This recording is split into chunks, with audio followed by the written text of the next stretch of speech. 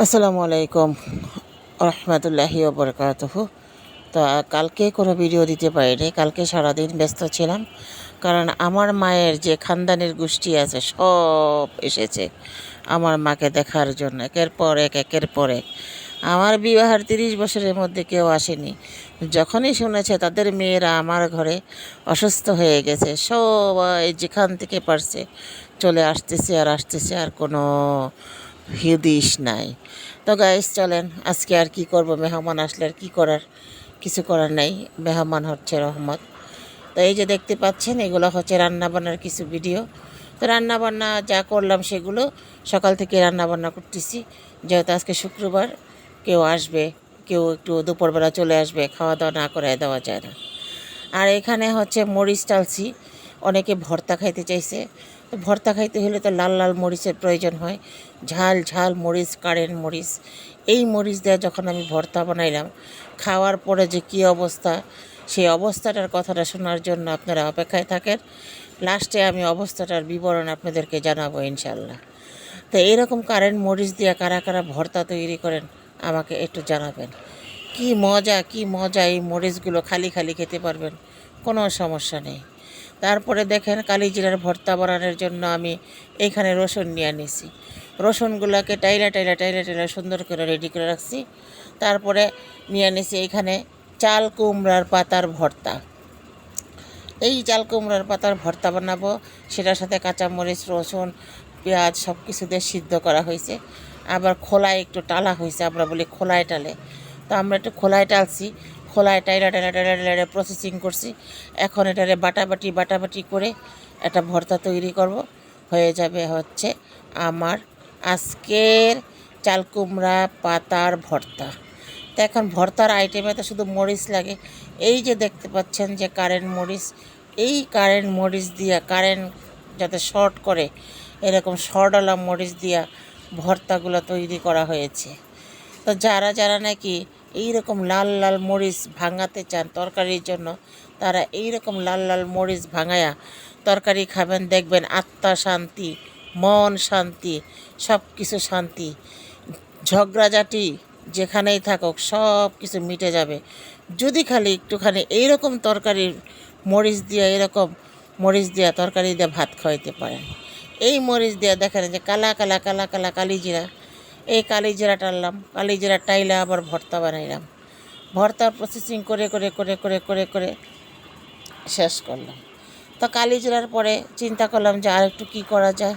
তারপরে লাল লাল মরিচগুলোকে বেটে বেটে পেঁয়াজ রসুন দিয়ে একটুখানি বানাইলাম হচ্ছে লাল মরিচের ভর্তা।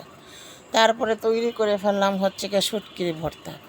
তারপরে তৈরি করে ফেললাম বাচ্চাদের জন্য এই যে এই রকম ডিম, কারণ বাচ্চারা মরিচ খাবে না, কোনো কিছু খাবে না, তারা আন্না আন্না খাবার খাবে, তাই তাদের জন্য তৈরি করলাম ডিম। তারপরে আসেন কিছু মেহমান আসবে, তাদের খালিতে ভর্তা দিয়ে ভাত খাওয়া যায় না, তাই আমার হাজব্যান্ডের কোরবানির মাংস দিয়ে সবাইকে আপ্যায়ন করলাম। এই যে কোরবানির মাংস গাইস, এই কোরবানির মাংস রান্না করে সবাইকে একটু একটু করে দিলাম। তারপরে সবজির মধ্যে এই যে করলা ভাজি, এই করলা ভাজিটা করলাম। বাবারে বাবা, করলা ভাজি খায় আর বলে কি মজা, কি মজা, কি মজা! করলা ভাজি দিয়ে সবাই খাইলো। খাওয়ার পরে এত কিছু করলাম, প্রশংসা করলো না।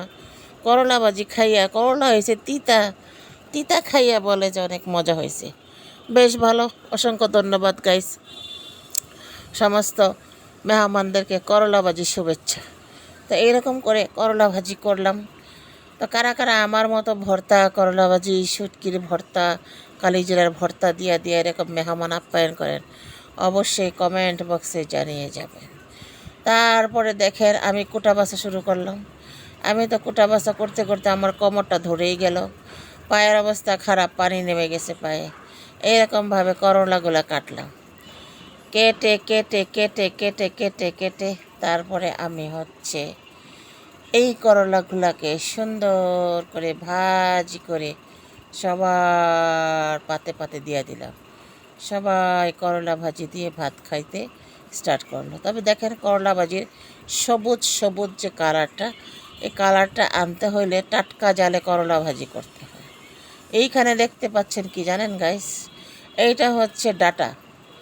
চাল কুমড়ার ডাটার ডাটা, তারপরে চাল কুমড়াদের ডাটি ফাটি থাকে, এগুলো সব একসাথে নিয়ে নিছি।